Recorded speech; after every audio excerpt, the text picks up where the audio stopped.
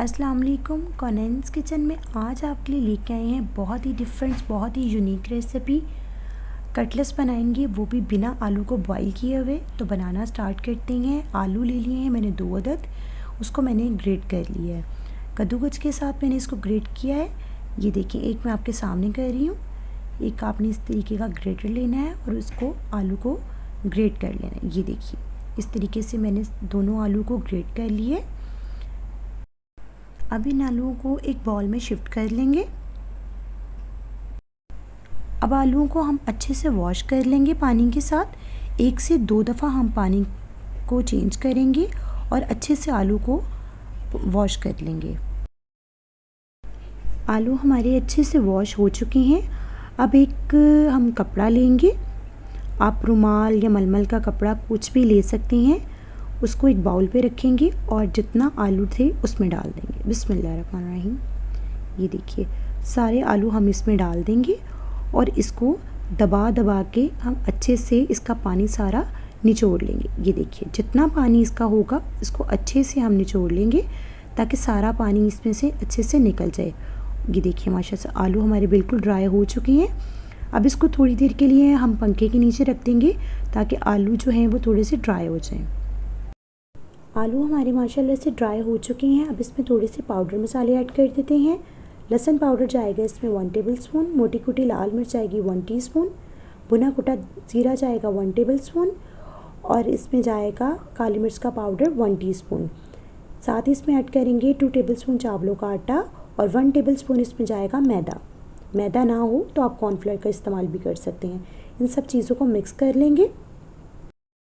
अब इसमें ऐड करेंगे 1 टेबलस्पून नमक। नमक आप अपने टेस्ट के मुताबिक कम या ज़्यादा कर सकते हैं। इसको भी अच्छे से मिक्स कर लेंगे। अब इसमें ऐड करेंगे 2 टेबलस्पून पानी ताकि इसमें थोड़ी सी बाइंडिंग आ जाए। अगर हमें ज़रूरत पड़ेगी तो हम इसमें 1 टेबलस्पून मैदा और ऐड करेंगे। अगर ज़रूरत नहीं पड़ेगी तो हम नहीं ऐड करेंगे। ये देखिए, इसमें अभी बाइंडिंग नहीं आई, इसमें अभी 1 टेबलस्पून मैदे की ज़रूरत पड़ेगी, इसलिए मैंने इसमें ऐड कर दिया है 1 टेबलस्पून मैदा और। अब इसमें 2 टेबलस्पून और पानी ऐड करेंगे और इसको मिक्स कर लेंगे ताकि इसमें अच्छे से इसकी बाइंडिंग आ जाए। अगर आपसे थोड़ा पानी ज़्यादा हो जाए तो आप इसमें थोड़ा सा मैदा और ऐड कर सकती हैं। ये देखिए, बहुत अच्छे से मिक्स हो चुका है। ये हमें इसी तरीके का चाहिए था। अब मैं हथेली पे थोड़ा सा ऑयल लगा लूँगी। अगर आप चाहें तो आप पानी भी लगा सकते हैं। थोड़ा सा इसका बैटर लेंगे और हाथ की हथेली पे रख के इसको एक टिक्की की शेप दे देंगे। ये देखिए, अच्छे से साइड से इसको ज़रा थोड़ा सा फाइन कर लेंगे। आपने इसको जैसे साथ साथ बनाते जाएंगे और साथ साथ इसको फ्राई करते जाएंगे। आप इसको बना के रखेंगे तो ये आपसे हैंडल नहीं होगी। आप साथ साथ इसको बनाते जाएं और साथ साथ फ्राई करते जाएं।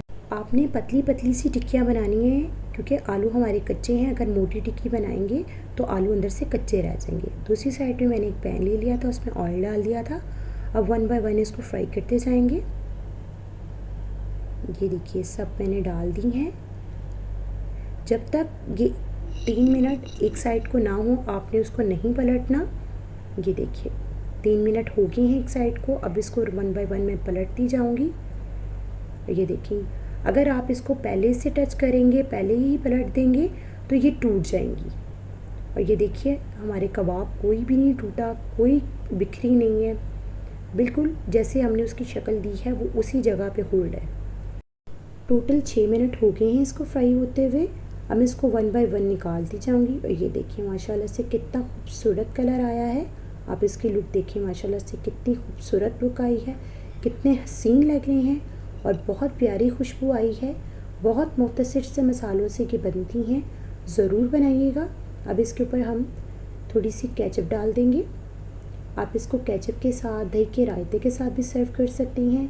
चाय के साथ अपने मेहमानों को, अपने फैमिली मेम्बर्स को बना के दीजिएगा।